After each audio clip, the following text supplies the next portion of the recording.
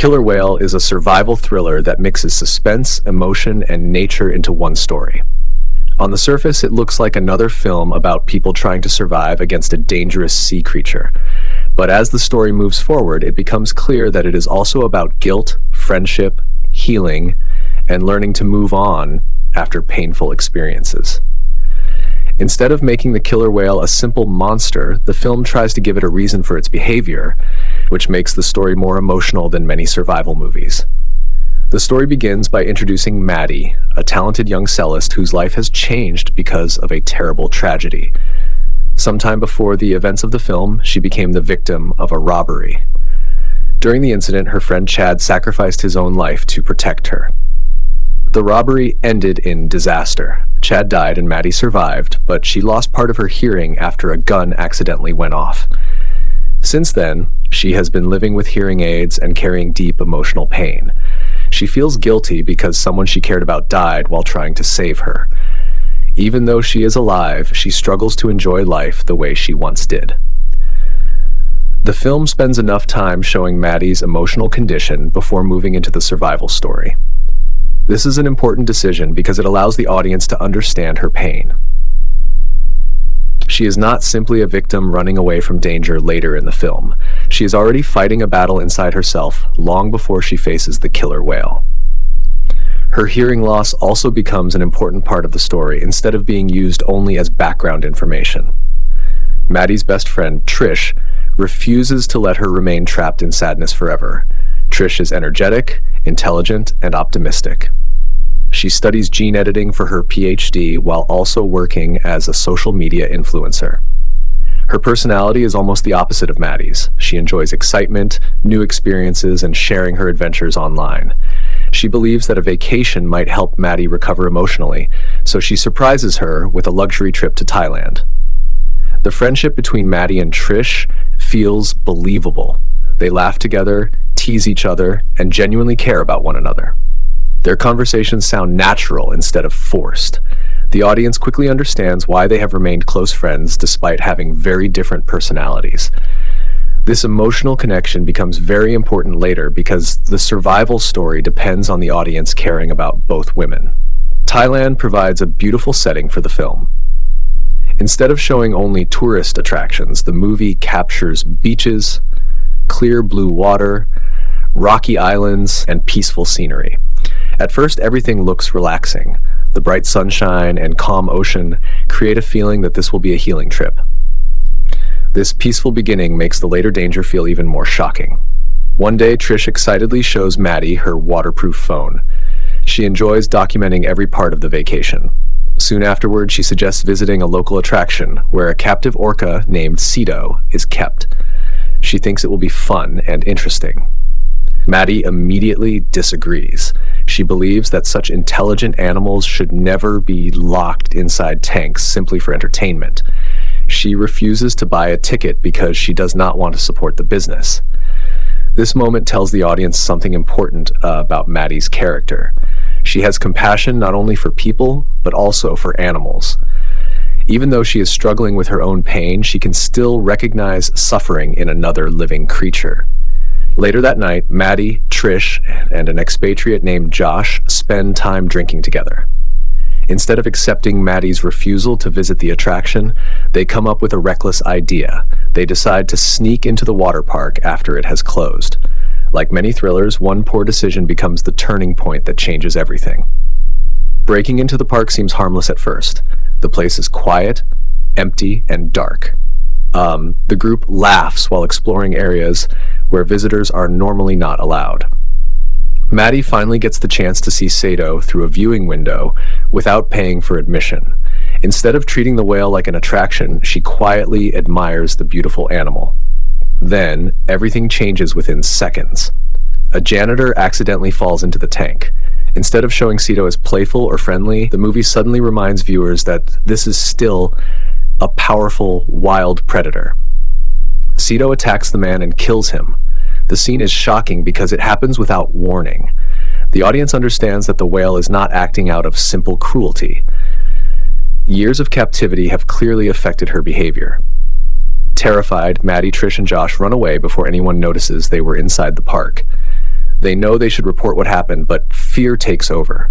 At the same time, the people running the attraction make a decision that only creates a bigger disaster. Rather than dealing responsibly with the situation, they secretly release Cedo into the open ocean to avoid facing the consequences. This decision becomes one of the biggest causes of everything that follows. The movie quietly criticizes human greed and poor responsibility. Instead of helping the animal recover properly, the owners simply abandon it. Cedo suddenly finds herself in unfamiliar waters after spending years trapped inside a small enclosure. She is confused, frightened, and unable to understand her surroundings. The following day, the friends decide to visit a remote lagoon surrounded by tall rock formations. Local people warn them that the place is haunted. Like many horror and survival films, the warning is ignored. Josh rides a jet ski while Maddie and Trish enjoy the peaceful surroundings. For a short time, the audience believes the danger may have passed. Then Cedo suddenly appears. The attack comes quickly and violently. Josh has almost no chance to defend himself. The killer whale crashes into the jet ski with enormous force. Josh is thrown into the water and becomes Cedo's first victim outside captivity.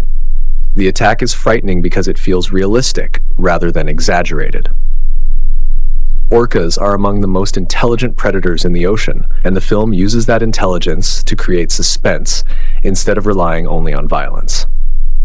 Trish barely escapes and reaches Maddie's inflatable raft. Both women realize they are trapped. The lagoon that looked peaceful only minutes earlier has now become a prison. The rocks surrounding the water prevent them from escaping easily, while Cedo controls everything beneath the surface. The women desperately paddle toward a small rocky island. Eventually, they are forced to abandon the raft and swim. Every second in the water feels dangerous because neither woman knows where the whale might appear next. When they finally climb onto the rocks, both suffer painful injuries. Maddie cuts her foot badly while climbing. Trish slashes her leg. These injuries may not seem life-threatening at first, but the film reminds viewers that even small wounds become serious when people are trapped without medical help. Once they catch their breath, they begin trying to understand why Cedo continues attacking them. Instead of presenting the whale as an evil creature, they slowly realize something heartbreaking. Cedo accidentally swam into the rocky lagoon and became trapped inside another enclosure. After years of captivity, she cannot understand the difference between this natural prison and the tank where humans kept her. She mistakes Maddie and Trish for the trainers who controlled her life. This idea gives the movie emotional depth. The true tragedy is not simply that people are trapped with a dangerous whale. The whale herself is also trapped, frightened, and acting out of confusion and trauma. The audience can sympathize with both sides at the same time. The days that follow become a harsh fight for survival. Food disappears almost immediately. The women survive on chewing gum and a single oyster. They collect tiny amounts of water from a plastic bag left in the hot sun. Every small victory becomes important. Every hour feels longer than the last. The film does not rush through these survival scenes. Instead, it focuses on exhaustion, hunger, dehydration, and emotional pressure. The women slowly become weaker, but they refuse to stop fighting. One clever moment comes when they notice Josh's body floating nearby. Although it is emotionally painful, they realize his small flashlight may help them signal passing boats. They overcome their fear long enough to retrieve it. At night, they use the light in hopes that someone will notice them. This scene shows that survival often requires making heartbreaking decisions. As the days continue, the emotional weight grows even heavier than the physical struggle. As the days pass, the lagoon becomes a place where both women are forced to face the truth about themselves. The danger from Cedo is always there, but another battle is taking place inside their minds. Hunger, fear, and exhaustion slowly break down the walls they have built around their emotions. At first, they keep encouraging each other and talk about getting home, but as time goes by, they realize that survival is becoming less certain. Maddie continues thinking about Chad. She cannot stop remembering the day he died protecting her. She has carried that guilt ever since. She believes that if she had made different choices, Chad might still be alive. Every quiet moment brings back painful memories. She also struggles with her hearing loss. Her hearing aids allow her to hear, but not perfectly. The movie keeps reminding the audience that she experiences the world differently now. Sometimes she hears only part of a conversation. Sometimes everything becomes quiet.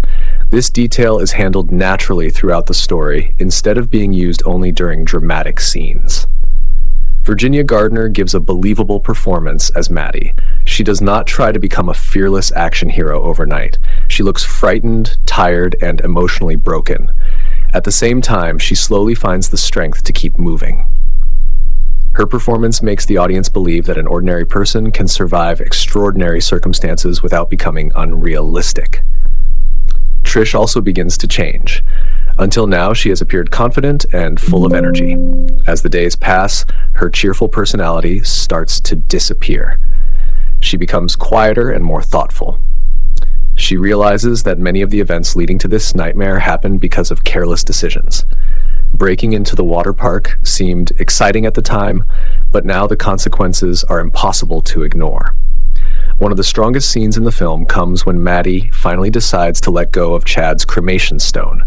She has carried it with her because she never wanted to forget him.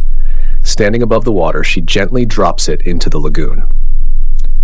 It is a simple moment, but it carries deep meaning. She is not forgetting Chad. She is accepting that she cannot live trapped by the past forever. This emotional step shows that healing sometimes means learning to release guilt instead of carrying it forever. Soon after this moment, Trish makes a confession that changes everything. Unable to continue hiding the truth, she tells Maddie that the robbery which changed their lives was actually her fault. She explains that she planned the robbery because she desperately needed money to pay her placement debt. She never expected the robber to carry a gun. She never wanted Chad to die. She never imagined Maddie would lose part of her hearing. What she thought would be a simple crime turned into a tragedy that destroyed several lives. This confession completely changes the friendship between the two women.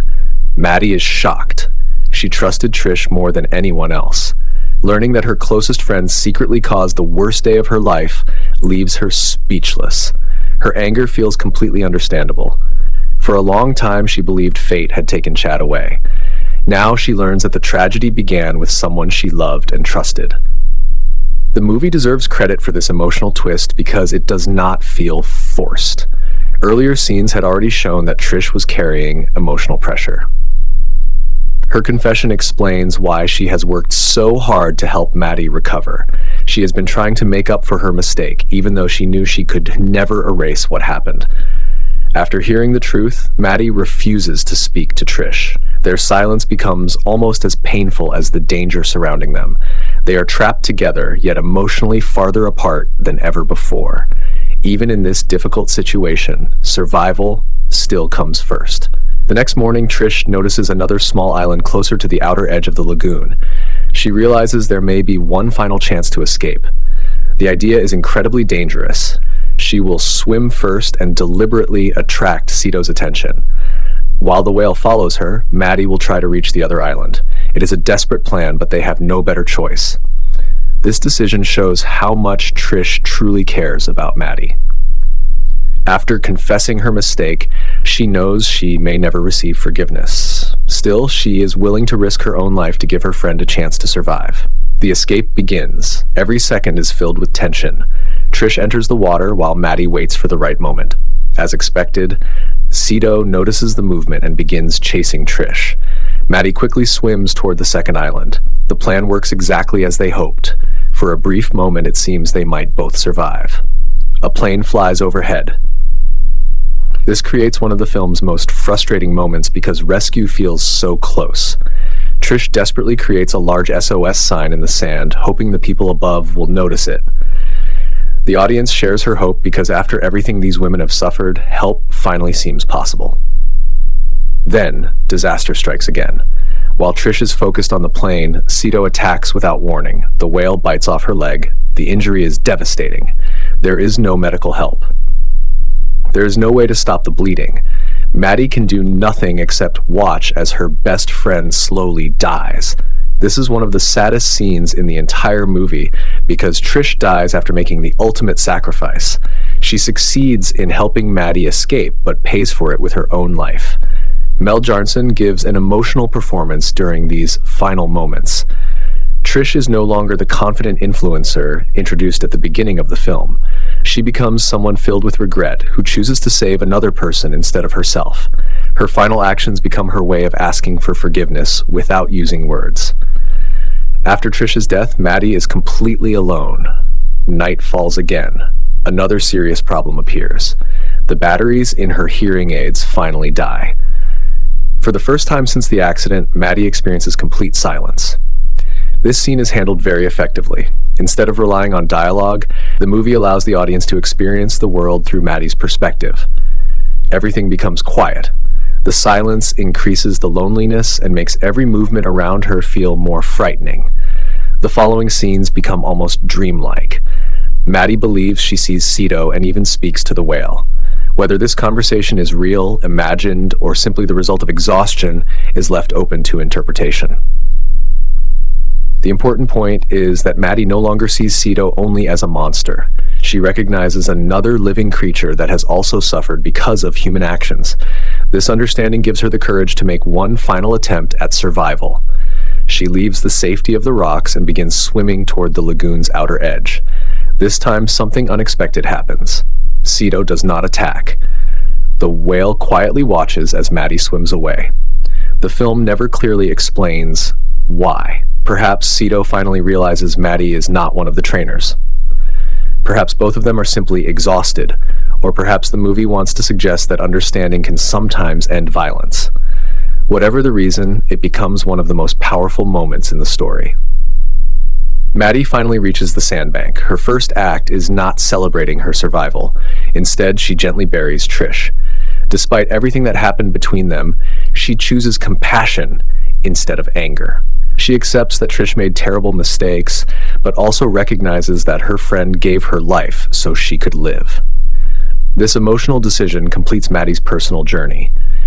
She begins the film carrying guilt and pain.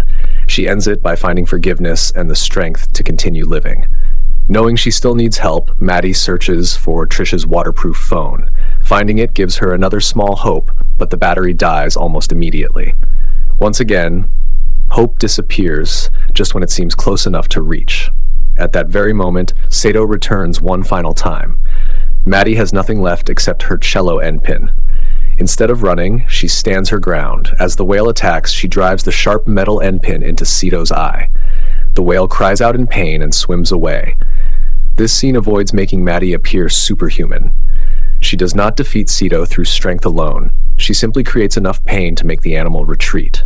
After spending hours drifting in the open water, Maddie is finally spotted by a rescue helicopter. The rescue scene is simple and emotional. There are no long speeches or dramatic celebrations. The audience already understands everything Maddie has survived. Months later, the story quietly comes full circle. Maddie returns to performing the cello. Music once again becomes part of her life. While she performs, one empty seat remains visible in the audience. That empty chair says more than any dialogue could. It reminds the audience of Chad. It reminds them of Trish. It reminds them that survival does not erase loss. People may move forward, but they never completely forget those who changed their lives. Overall, Killer Whale works because it combines survival suspense with emotional storytelling. The strongest performances come from Virginia Gardner and Mel Jarnson, whose friendship gives the movie its emotional heart. The beautiful ocean scenery creates a striking contrast with the constant danger, while the screenplay succeeds in making both the human characters and the whale feel like victims of tragic circumstances. The cinematography captures the isolation of the lagoon very well, and the sound becomes especially effective during Maddie's moments of hearing loss. The film's greatest strengths are its emotional depth, believable performances, beautiful locations, and the decision not to portray Cito as a simple monster. Instead, the whale becomes a tragic consequence of human cruelty and poor decisions. The survival scenes remain tense because the characters solve problems through intelligence and determination rather than unbelievable action. The movie does have weaknesses. Some viewers may feel that a few survival situations rely on coincidence, especially the repeated moments when rescue comes close but slips away. Some supporting characters, particularly Josh, receive limited development before the main conflict begins. A few viewers may also wish for more explanation about Ceto's behavior after leaving captivity. Even with these flaws, Killer Whale rises above many survival thrillers because it tells a story about grief, forgiveness, friendship, and respect for nature. It reminds viewers that humans are often responsible for creating the dangers they later struggle to survive. Rather than ending as a simple battle between a woman and a whale, the film becomes a thoughtful story about healing after trauma and finding the courage to live again.